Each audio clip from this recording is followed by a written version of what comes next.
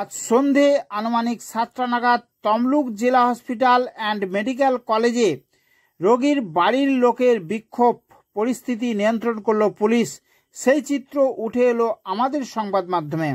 আরজি করের ঘটনার পর থেকে রাজ্য জুড়ে হাসপাতালগুলিতে পরিষেবা না পাওয়ার অভিযোগ, আর সেই অভিযোগকে সামনে রেখে তমলুক হসপিটালে বিক্ষোভ দেখালো রোগীর পরিবার।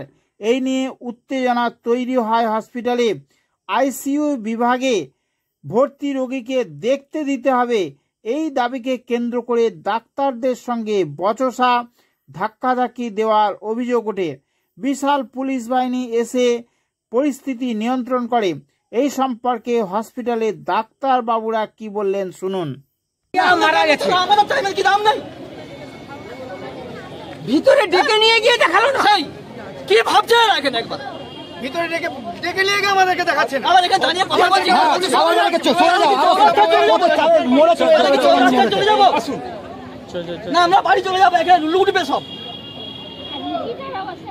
যে আমরা খবর আমার পেশেন্ট আমি তাহলে কবে পাবো, কখন পাবো, না পাবো নি সেটা তাহলে এটা নিয়ে আপনাকে বের করতে আপনার পেশেন্টকে বের করে দেবো। পেশেন্টের এই অবস্থা আপনারা বলুন, এটা বিচার? এক্ষুনি হলে মাকে ফোন করলাম, বলছি আপনাকে বের করে দেবো, আপনার পেশেন্টকে বের করে দেবো।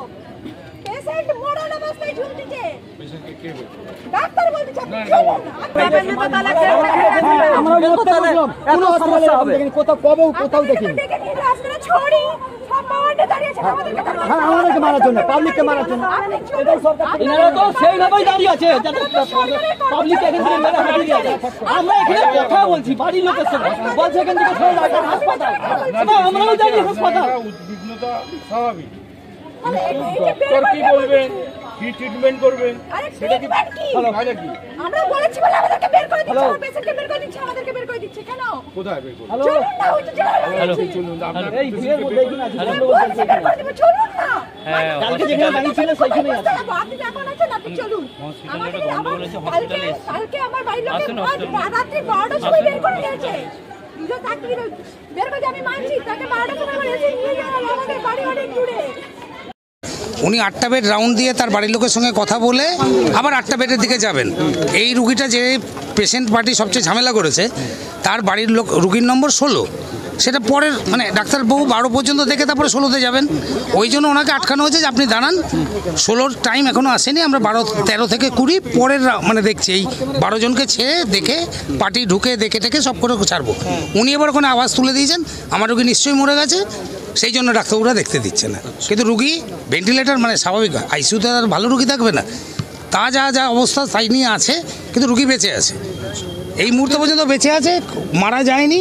এবং ওনাকে ওইটা ওয়েট করতে বলা হচ্ছে যে 1 থেকে 12 আগে রাউন্ড দিয়ে নিই। ডাক্তারবাবু আমার সঙ্গে এক্ষুনি কথা হলো যে আমি রাউন্ড দিয়ে নিই, তারপর আমি 13 থেকে 20টা দেখছি। এইটুকুন টাইম উনি অপেক্ষা না করে উজ্জ্যোতি তুলে দিয়েছে।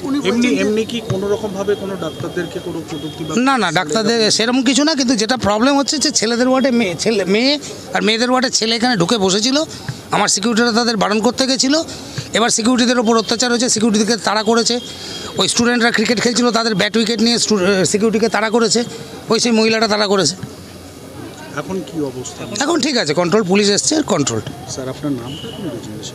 Doctor Bhaskar Baishnab, additional superintendent, Tamluk medical college. Thank you sir.